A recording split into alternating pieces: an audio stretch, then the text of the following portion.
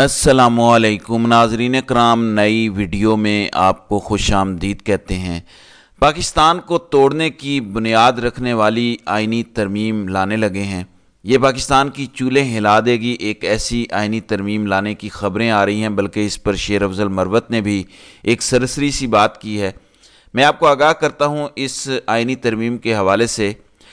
ناظرین کرام، پاکستان توڑنے کی ہر سازش سائملٹینیسلی شروع کر دی گئی ہے۔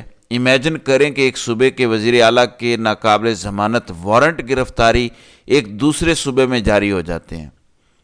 اب ذرا آپ تصور کریں، خیبر پختونخوا کا وزیر اعلیٰ، پنجاب پولیس اس کو گرفتار کرنے کی خیبر پختونخوا سے اجازت مانگتی ہے، وہ تو شاید نہ ملے، لیکن اگر وہ وزیر اعلیٰ پنجاب کا دورہ کرتا ہے، وفاق میں آتا ہے اور وہاں اس کو پنجاب پولیس یا وفاق کی پولیس گرفتار کر لیتی ہے، خیبر پختونخوا کے وزیر اعلیٰ کو پنجاب کی کسی جیل میں ڈال دیا جاتا ہے، تو ذرا تصور کریں کیا نقشہ بنتا ہے، اور یہ ہماری فیڈریشن کے لیے کتنا خطرناک ہے۔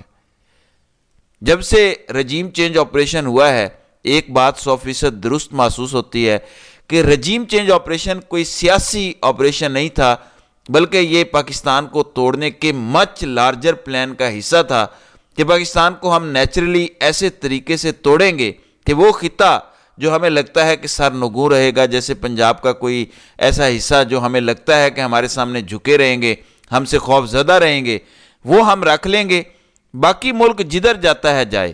یہ مجھے ایسا محسوس ہوتا ہے سنجیدگی سے کہ کوئی ایسا منصوبہ ہے جس پر ہمارے فیصلہ ساز عمل درآمد کر رہے ہیں۔ ناظرین اکرام، 10 سالہ منصوبے کو پایہ تکمیل تک پہنچانے کے لیے قاضی فائز عیسیٰ کا کردار سب سے بڑا ہے۔ میں نے بہت عرصہ پہلے یہ بتایا تھا کہ ایک پلان 2023 ہے، قاضی صاحب آئیں گے، نواز شریف کے کیسز ختم ہوں گے، پھر ایک ایسی حکومت قائم ہوگی کہ بلا شرکت غیر اقتدار میں وہ ہوں گے، یعنی کوئی اپوزیشن بھی نہیں رہنے دی جائے گی، بادشاہت قائم کر دی جائے گی نون لیگ کی۔ اس وقت صورتحال وہ ہو چکی ہے، لیکن اب ہم 2024 میں داخل ہو چکے ہیں۔ پلان 2023 میں جو کچھ ڈیلیور کرنا تھا وہ قاضی صاحب اور منصوبہ سازوں نے لندن پلان کے تحت کر دیا ہے۔ سلور پلیٹر میں نون لیگ کو اقتدار رکھ کے دے دیا گیا ہے، 1 لاکھ کی لیڈ ختم کر کے انہیں جتوایا گیا۔ اب نیکسٹ فیز شروع ہونے والا ہے، اہم عہدوں پر جسے اسٹیبلشمنٹ کہتے ہیں، جس میں فوجی قیادت ہوتی ہے، جس میں عدلیہ ہے، جس میں بیوروکریسی بھی ہوتی ہے، دیگر کئی لیئرز بھی ہوتی ہیں۔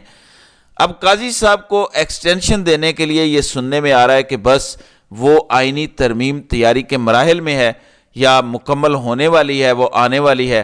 صرف قاضی صاحب کو ایکسٹینشن نہیں دینی، بلکہ ہائی کورٹ کے چیف جسٹس صاحبان کو بھی ایکسٹینشن دینی ہے۔ مطلب سب سے زیادہ تحریک انصاف کے خلاف جو کارروائی ہونی ہے وہ اسلام آباد ہائی کورٹ اور لاہور ہائی کورٹ سے ہو رہی ہے، کیونکہ پنجاب اور وفاق سے سارا سسٹم کنٹرول ہو رہا ہے۔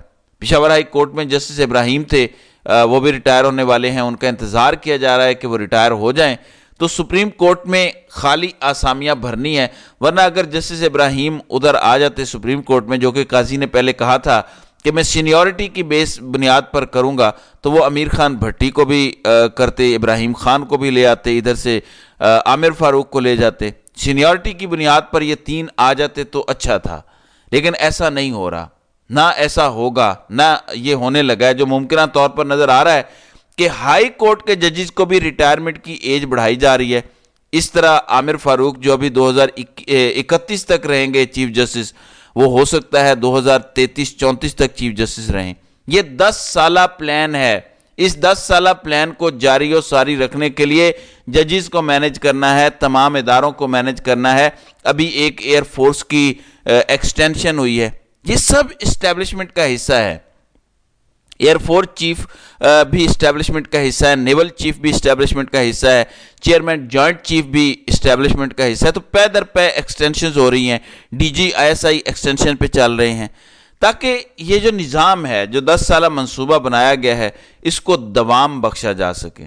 جس وقت کوئی آزاد جج اسلام آباد ہائی کورٹ کا چیف جسٹس بن گیا یا سپریم کورٹ کا چیف جسٹس بن گیا، یہ مینڈیٹ کا ڈاکہ بھی ایکسپوز ہو جائے گا، سائفر کیس بھی ایکسپوز ہو جائے گا، اور سارے معاملات کھل کے سامنے آ جائیں گے، اور عمران خان کے سارے کیسز بھی ختم ہو جائیں گے۔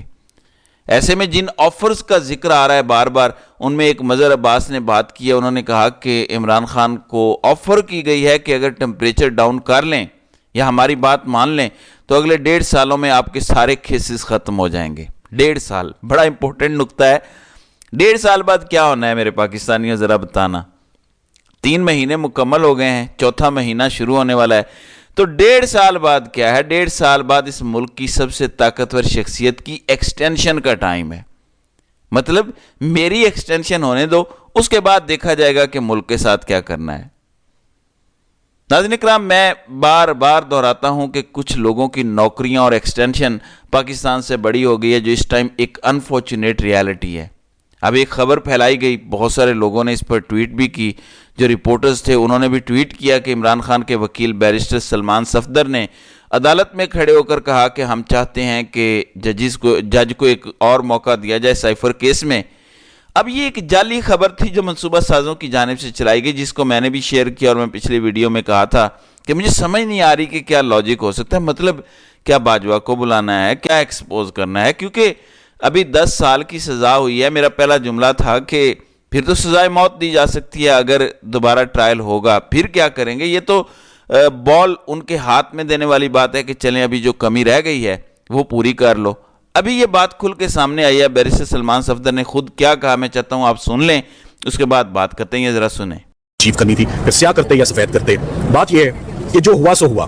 اب یہ وہ کیس نہیں ہے جس میں ہم واپس جائیں اور نیچے جا کر کسی اور جج صاحب کو چوتھی دفعہ موقع ملے کہ وہ اپنا ہاتھ صاف کریں سائفر کے کیس میں. یہ وہ کیس ہے جہاں پر سپریم کورٹ کے بڑے واضح انسٹرکشنز آ چکی ہیں، سپریم کورٹ کی آبزرویشنز آ چکی ہیں، اور ہائی کورٹ نے ایسی چیزیں اس میں نوٹ کر لی ہیں کہ او مائی گاڈ کہنا پڑ گیا ججز کو. میں نے کبھی کسی جج صاحب سے او مائی گاڈ نہیں سنا، یہ پہلی دفعہ ہے. سلمان صاحب یہ جرا کا حق جو ہے وہ نہیں دیا گیا، گواہ پراپر ریکارڈ نہیں ہوئے، تو ان سارے معاملات سے تو دیکھ کے لگتا ہے کہ معاملہ ریمانڈ بیک ہی ہوگا، مطلب دوبارہ ٹرائل ہوگا. سرکار کو تو کوئی بائس، کوئی پریجڈس نہیں ہوا. دونوں ملزمان دیکھیں ایک کیس کو کتنی دفعہ چلانا. جی ناظرین، میں یہ سمجھا ہوں کہ منصوبہ ساز یہ چاہتے ہیں اور عامر فاروق کو یہ حکم دیا گیا ہے. اب اس میں عمل ہوتا ہے نہیں ہوتا یہ مجھے نہیں پتا، کیا ٹیکنیکلٹیز ہوں گی کہ آپ یہ کیس واپس بھیج دیں.